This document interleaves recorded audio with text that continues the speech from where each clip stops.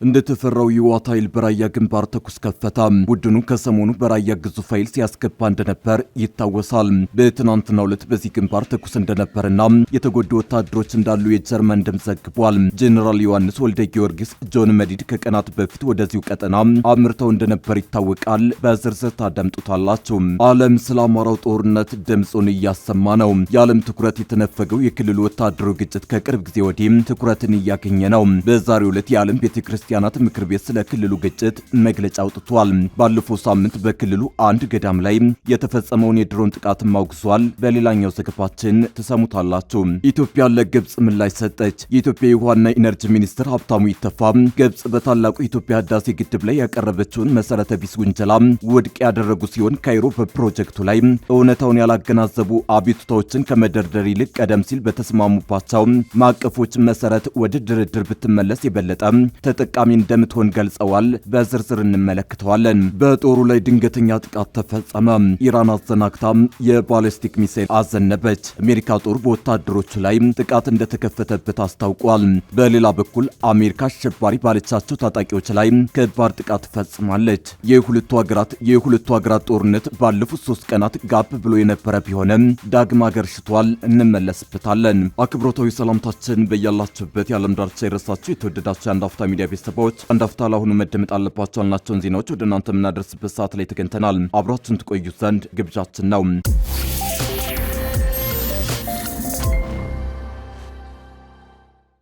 እንደተፈራው የህወሓት ኃይል በራያ ግንባር ተኩስ ከፈተ። ቡድኑ ከሰሞኑ በራያ ግዙፍ ኃይል ሲያስገባ እንደነበር ይታወሳል። በትናንትናው ዕለት በዚህ ግንባር ተኩስ እንደነበርና የተጎዱ ወታደሮች እንዳሉ የጀርመን ድምፅ ዘግቧል። ጄኔራል ዮሐንስ ወልደ ጊዮርጊስ ጆን መዲድ ከቀናት በፊት ወደዚሁ ቀጠና አምርተው እንደነበር ይታወቃል። የጦርነት ዝግጅቱን አጠናቆ ኃይሉን ወደ ግንባር ያንቀሳቀሰው ህወሓት በራያ በኩል ወደ መተኮስ ጀምሯል። ከሰሞኑ በራያ በኩል የታየው እንቅስቃሴ የጦርነቱን አይቀሬነት በሚያረጋግጥ ሁኔታ የከባድ መሳሪያ ተኩስ መጀመሩ ተሰምቷል። በገዢው ብልጽግና ላይ በይፋ ጦርነት ያወጁት የህወሓት ጄኔራሎች ወደ ራያ ቆቦ አቅጣጫ ሰብሮ ለመግባት እያሟሟቁ ነው ተብሏል።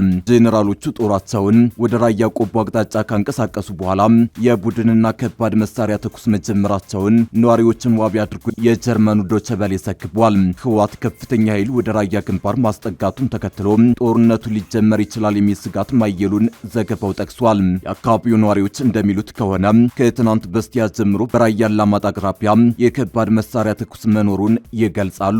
ነዋሪዎቹ በአካባቢው የተፈጠረውን ውጥረት ሲገልጹ ጦርነቱ ሊጀመር ይችላል የሚል ጭምጭምታም አለ ብለዋል። ትናንትም በአማያ አካባቢ ተኩስ ነበር የሚሉት ነዋሪዎች በተደጋጋሚ ከባድ መሳሪያ እየተተኮሰ መሆኑን ተናግረዋል። በከባድ መሳሪያ ተኩስ የቆሰሉ ሰዎች መኖራቸውን የሚገልጹት ምንጮች የተጎዱ ሰዎች ወደ አላማጣ ሆስፒታል እንደገቡ ጠቁመዋል።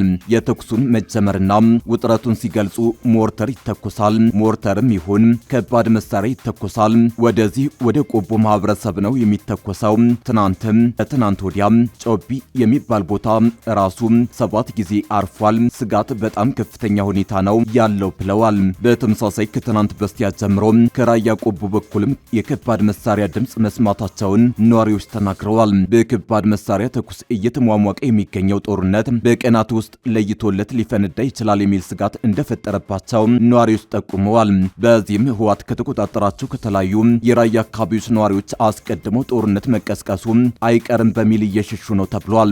እንደ ኮረምና ራያ አላማጣ ካሉ ከራያ ከተለያዩ ወረዳዎች የተፈናቀሉ ወገኖች ቁጥር ከ70 ሺህ መሻገሩንም የአካባቢው ባለስልጣናት አረጋግጠዋል። ዳግም ጦርነት በህወሓትና በፌዴራል መንግስት መካከል ሊቀሰቀስ ይችላል የሚል ስጋት የገባቸው የራያ ነዋሪዎች ባገኙት አጋጣሚ ወደ ራያ ቆቦ እየወጡ ነው። በተለይ ህወሓት ከፍተኛ ኃይል ማንቀሳቀስ መጀመሩን ተከትሎ የተፈናቃዮች ቁጥር በየቀኑ እየጨመረ ነው ተብሏል። ህወሓት በራያ ግንባር ከፍተኛ ኃይል በተሳቢ ጭኖ የገባ ሲሆን የሀገር መከላከያ ሰራዊትም በተጠንቀቅ ቆሞ በአካባቢው ከፍተኛ ፍጥጫ ተፈጥሯል። ወደ ራያ የገባው አዲስ ኃይል በብዛት በቅርቡ በግዳጅ ታፍሶ የሰለጠነ ወጣት መሆኑ ተሰምቷል። ከራያ አላማጣ እስከ ራያ ጨርጨር በ11 ተሽከርካሪዎች የተጫኑ አዲስ የሰለጠኑ ተዋጊዎች ተሰማርተዋል ተፈጽሟል ተብሏል። ከዋጅራት እስከ ራያ አዘቦ ባለው ቀጠና በአራት ከባድ ተሽከርካሪዎች የተጫኑ አዲስ ሰልጣኝ ተዋጊዎች መግባታቸውን የዓይን እማኞች ገልጸዋል። በራያ ግንባር በስፋት ተጭኖ የገባው አዲስ ኃይል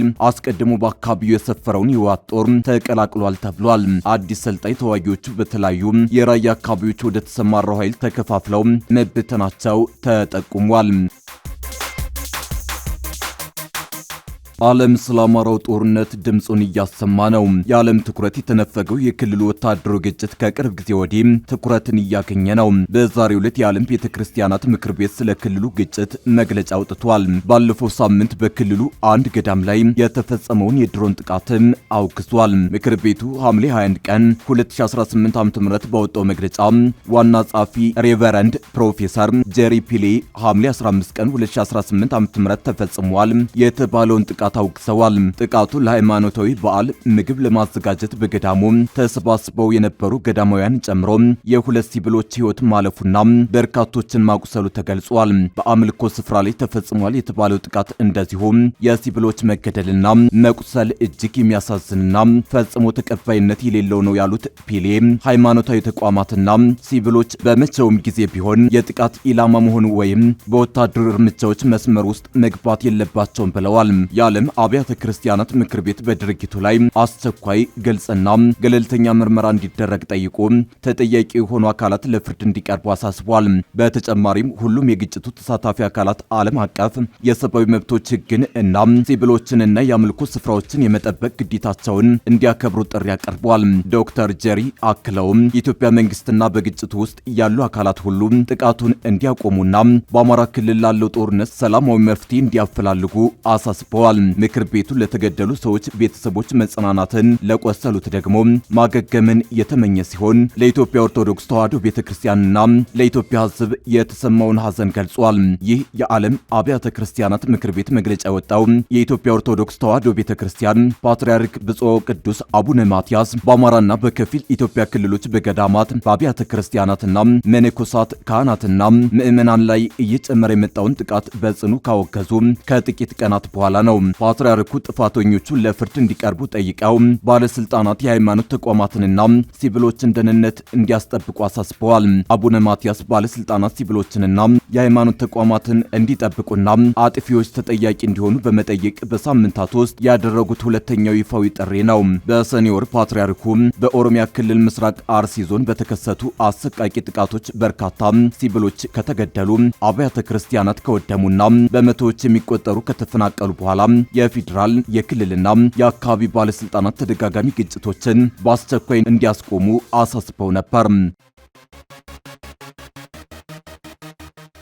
ኢትዮጵያ ለግብጽ ምላሽ ሰጠች። የኢትዮጵያ የውሃና ኢነርጂ ሚኒስትር ሀብታሙ ኢተፋ ግብጽ በታላቁ የኢትዮጵያ ህዳሴ ግድብ ላይ ያቀረበችውን መሰረተ ቢስ ውንጀላ ውድቅ ያደረጉ ሲሆን ካይሮ በፕሮጀክቱ ላይ እውነታውን ያላገናዘቡ አቤቱታዎችን ከመደርደር ይልቅ ቀደም ሲል በተስማሙባቸው ማቀፎች መሰረት ወደ ድርድር ብትመለስ የበለጠ ተጠቃሚ እንደምትሆን ገልጸዋል።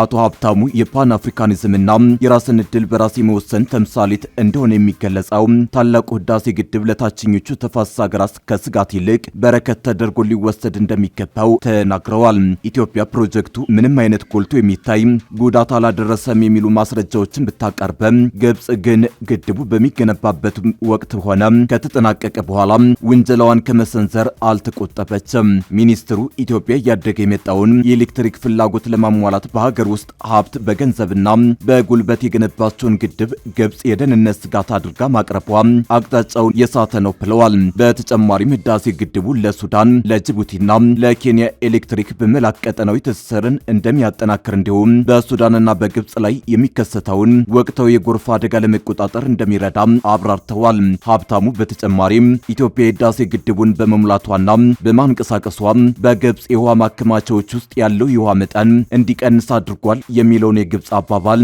ተቀባይነት የሌለው ሲሉ ውድቅ አድርገውታል።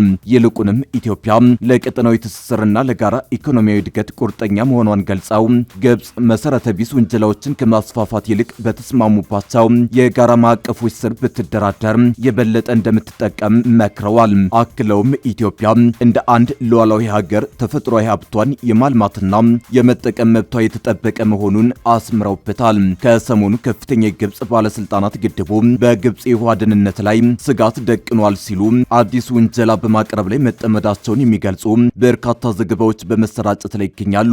ባለፈው ሳምንት ግብጽ ኢትዮጵያ ግድቡን ፖለቲካዊ በሆነና በአንድ ወገን ውሳኔ ተንቀሳቅሳለች ስትል የከሰሰች ሲሆን ይህ እርምጃ በግብጽና በሱዳን ላይ አሉታዊ ተጽዕኖ አሳድሯል በማለት ከሳለች። የግብጽ የውጭ ጉዳይ ሚኒስትር ባድር አብዱላቲ ከሞዛምቢክ የውጭ ጉዳይ ሚኒስትር ማኑኤላ ሉካስ ጋር በካይሮ በጋራ በሰጡት ጋዜጣዊ መግለጫ የውሃ ደህንነትን ለግብጽ የህልውና ጉዳይና ድርድር የማይደረግበት ብሔራዊ ቅድሚያ የሚሰጠው ጉዳይ መሆኑንም ተናግረዋል።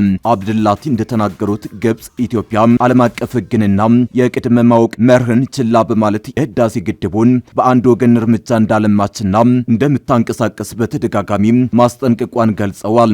ኢትዮጵያ የላይኛው ተፋሰስ ሀገር እንደመሆኗ መጠን በአንድ ወገን መወሰን አትችልም ያሉት አብዱላቲ ካይሮ የግድቡን አሞላልና አሰራር የሚገዛ ህጋዊ አሳሪ ስምምነት እንዲደረግ የምታቀርበውን የቆየ ጥሪ ደግመውታል። ባለፈው የሰኔ ወር የአሜሪካው ፕሬዝዳንት ዶናልድ ትራምፕ ፕሮጀክቱ ለግብጽ ትልቅ ችግር ፈጥሯል ካሉ በኋላ ዋሽንግተን በህዳሴው ግድብ ላይ ድርድር እንድታደርግ በግብጽ የቀረበውን ጥሪ እንደገና መቀበላቸውን ገልጸው ነበር። የኢትዮጵያ ባለስልጣናትና ተንታኞች ጥሪውን ውድቅ ያደረጉ ሲሆን በትራምፕ የመጀመሪያ የስልጣን ዘመን የተካሄደው የአሜሪካ ሽምግልና ለግብጽ ያደላና ኢትዮጵያ በፕሮጀክቱ ላይ ያላትን ሉዓላዊ መብት ያናጋ እንደነበር ሲናገሩ ቆይተዋል። የህዳሴ ግድቡ ስራ ከመጀመሩ ጋር ተያይዞ የግብጽ አቤቱታም መልክ እየቀየረ መጥቷል። ግብጽ የግድቡን ግንባታ በማስቆም ላይ ብቻ ከማተኮር ይልቅ አሰራሩን የሚገዛ አሳሪ ስምምነት እንዲደረግ አጥብቃ ከመጠየቋም በላይ ኢትዮጵያ በውሃ ማከማቸው አሞላልና አሰራር ምክንያት አድርሳብኛለች ላለችው ጉዳት የካሳ ጥያቄዎችን አቅርባለች። በኢትዮጵያ በግብጽና በሱዳን መካከል ይካሄድ የነበረው ሶስትዮሽ ድርድር ግብጽ በግድቡ አሞላልና አሰራር ላይ አሳሪ ስምምነት እንዲደረግ ባላት ግትር አቋም ምክንያት ከተቋረጠ ሰነባብቷል። በጦሩ ላይ ድንገተኛ ጥቃት ተፈጸመ። ኢራን አዘናግታ የባለስቲክ ሚሳኤል አዘነበች። የአሜሪካ ጦር በወታደሮቹ ላይ ጥቃት እንደተከፈተበት አስታውቋል። በሌላ በኩል አሜሪካ አሸባሪ ባለቻቸው ታጣቂዎች ላይ ከባድ ጥቃት ፈጽማለች። የሁለቱ ሀገራት ጦርነት ባለፉት 3 ቀናት ጋብ ብሎ የነበረ ቢሆንም ዳግም አገርሽቷል። ኢራን በአሜሪካ ኃይሎች ላይ ድንገተኛ ጥቃት መፈጸሟ ተገልጿል። ይህንን ተከትሎ ዳግም ውጥረት ተባብሷል። አሜሪካ ጦር በወጣው መግለጫ ኢራን በመካከለኛው ምስራቅ የሚገኝ የአሜሪካ ወታደሮች ላይ ድንገተኛ የባለስቲክ ጥቃት መክፈቷን አስታውቋል። ጥቃቱ ማክሰኞ ምሽት መፈጸሙን የገለጸ ሲሆን ሁሉንም ሚሳኤሎች ውጤታማ በሆነ መልኩ አክሽፈናል ሲል ማዕከላዊ እዙ አስታውቋል። እዙ ጥቃቱ የተፈጸመበትን አካባቢ በግልጽ ያላስቀመጠ ሲሆን በሁለቱ ሀገራት መካከል ለ3 ቀናት ተቋርጦ የነበረውን ውጊያ ዳግም እንዲያገረሽ ሊያደርገው ይችላል የሚል ስጋትን ፈጥሯል። የአሜሪካ ጦርና የሳውዲ አረቢያ ኃይሎች በጥምረት በኢራን የሚደገፉ አሸባሪዎች ያሏቸው በኢራቅ የሚገኙ ታጣቂዎች ላይ ጥቃት መፈጸማቸውን ሴንቲኮም አስታውቋል። ቴህራን እስካሁን ድረስ በጉዳዩ ላይ አስተያየቷን አልሰጠችም። ኢራን ፈጸመችው የተባለው ጥቃት ሁለቱ ሀገራት ዳግም ለድርድር ይቀመጣሉ የሚለው ተስፋ እንዲደበዝዝ አድርጓል። አሜሪካ ጦርና ሳውዲ አረቢያ በምስራቃዊ ኢራቅ ያሉ በርካታ የአሸባሪዎች መገኛዎችና የጦር መሳሪያ ማከማቻዎችን መደብደባቸውን ሴንቲኮም አስታውቋል። አሜሪካ ጦር ይህ ድብደባ ባለፉት 72 ሰዓታት ውስጥ በኢራን እስላማዊ አብዮታዊ ዘብ የተመሩ ከ30 በላይ የአየር ላይ ድሮን ጥቃቶች ላይ የተወሰደ ጠንካራ ምላሽ መሆኑን ገልጿል። ሴንቲኮም የኢራን ጦርና የሽብር ወኪሎቹ ተጨማሪ የአሜሪካ ወታደራዊ ምላሽ ለማስቀረት ሲሉ እነዚህን ጥቃቶች ማቆም አለባቸው ሲል አስጠንቅቋል። ማክሰኞ ዕለት ሳውዲ አረቢያ ጦሯ በሀገሪቱ ምስራቃዊ ክፍል የሚገኙ የፔትሮሊየም ተቋማትን ኢላማ ያደረጉ ሚሳኤሎችን ማክሸፉን አስታውቃለች። የጦር ቃል አቀባይ ሜጀር ጄኔራል ቱርኪ አል ማሊኪ የድሮን ጥቃቶቹ የተከፈቱት በኢራቅ ውስጥ የሚገኙና ከኢራን ጋር ግንኙነት ባላቸው ቡድኖች ነው ብለዋል። በሁለቱ ሀገራት መካከል ዳግም ግጭት ያገረሻው የአሜሪካው ፕሬዝዳንት ዶናልድ ትራምፕ ከኢራን ጋር በጣም ወዳጅነት የተሞላበት ድርድር እያደረጉ መሆኑን ከተናገሩ በኋላ ነው። ሁለቱ ሀገራት የሚያደርጉትን ውጊያ ጋብ ያደረጉት ለ2 ሳምንት ገደማ አንዳቸው በሌላቸው ይዞታ ላይ ጥቃት ሲያደርሱ ከቆዩ በኋላ ነው። ውጊያው ማገርሸቱም ሰኔ ላይ የተፈረመውን ጊዜያዊ የተኩስ አቁም ስምምነት አደጋ ውስጥ ከቶታል።